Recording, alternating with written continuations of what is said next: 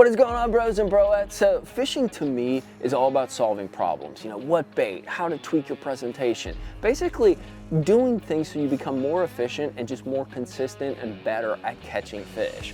So a couple of years ago, we did a video on jerkbait fishing and it went sploosh. And it was all about how I literally caught one fish on a jerkbait that completely changed every perspective and every kind of concept I had of jerkbait fishing. I had to rethink everything, dude.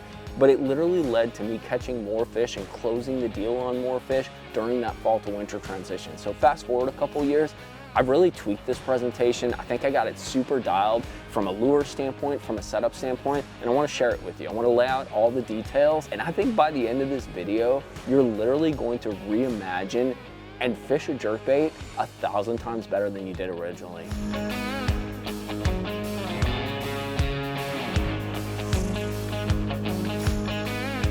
I'm gonna lay it all out to you right off the bat, and it's a simple misconception. Most guys look at a hard jerkbait, whether it's like a Vision 110 from Mega Bass, a Berkeley Stunner, the Bass Mafia shock collar that you've seen in the videos.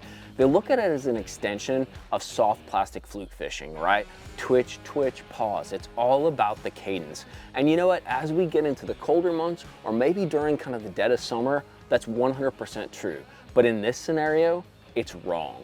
And that's what was the big epiphany for me. When it came to looking at a jerkbait during this fall to winter transition, I really learned to reimagine it as a crankbait, a bait that never stops moving or pauses briefly and keeps going. It has wide gaits, it darts, it hunts.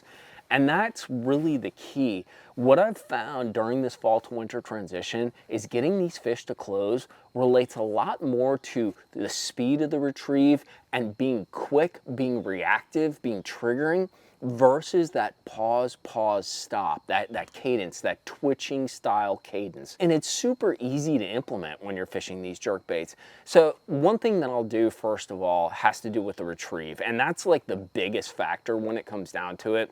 When you're casting it out, you know, just like you're thinking with a fluke, instead of doing that twitch, we're thinking about it as a crankbait, as a bait that's almost always moving. So you're using high speed kind of reels, 1, 2, 3, 4, 5, maybe a pause, 1, 2, 3, 4, 5.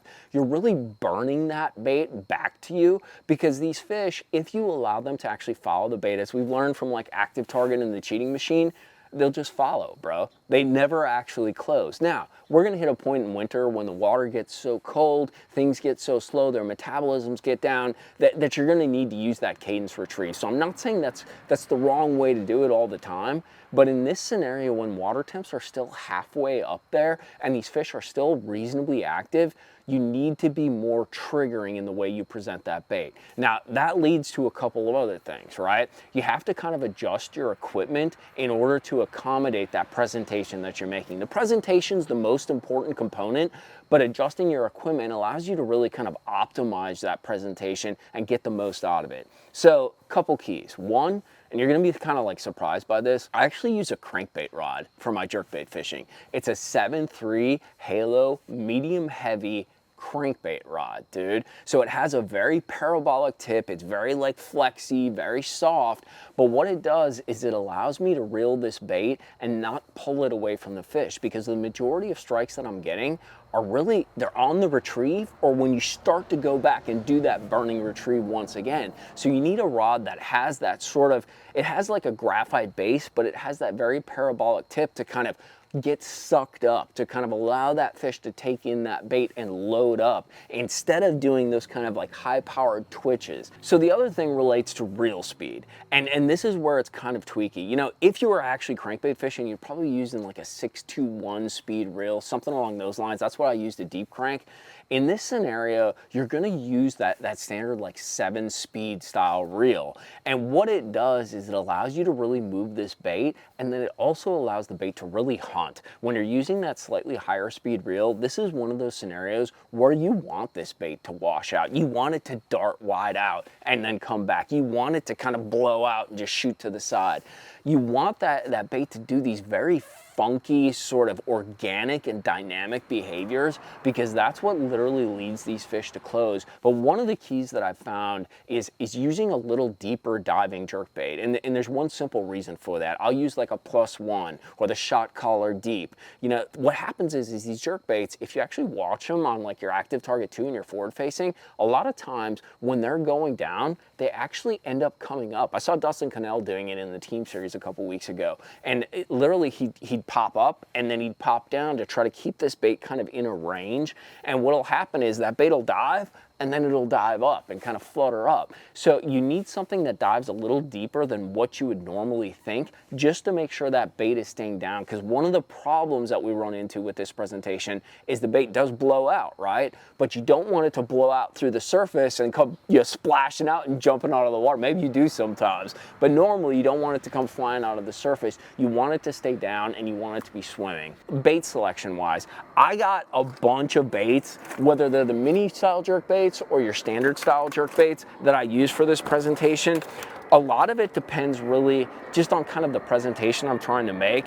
I'll use anything from, say, like a Berkeley Stunner, like this guy, to a shot caller, to a Vision 110. But like I said, I'll always start with those +1 or those slightly deeper versions. So the last real big key with bait selection is flash.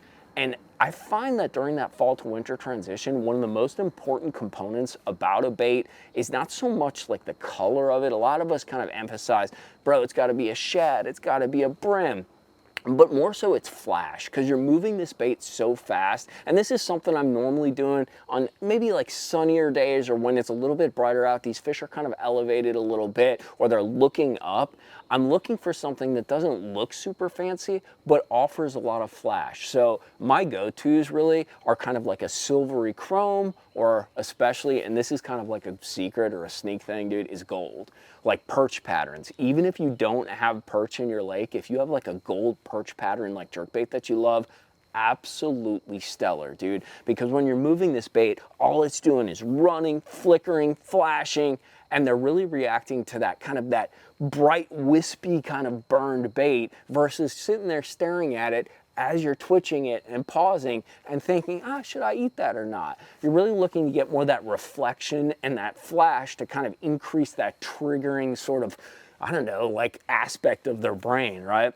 I'll tell you what though, it's been like a game changer for me when it comes to my jerkbait fishing, because it's really allowed me to close the deal. An active target has helped, there's no doubt. Forward facing is interesting because I know a lot of guys don't like it, but the fact is it allows you to get a very true real-time look at bass behavior and how they react to something, how they behave when you make certain changes and tweaks. And what I've found is when it comes to conversion rate and closing the deal on more fish, doing this kind of high-powered, high-speed burning pause retrieve and treating a jerkbait more like a crankbait literally has doubled my conversion rate, dude. I catch more fish, I get more fish to react, and I close the deal more often. It's an absolute game changer, dude. It absolutely kills it. So hope you guys enjoyed this. Hit that like and subscribe button for me. I'm packing up the boat to get out on the water tomorrow. I will give Bog a pat for you. Go catch some fish, my homies.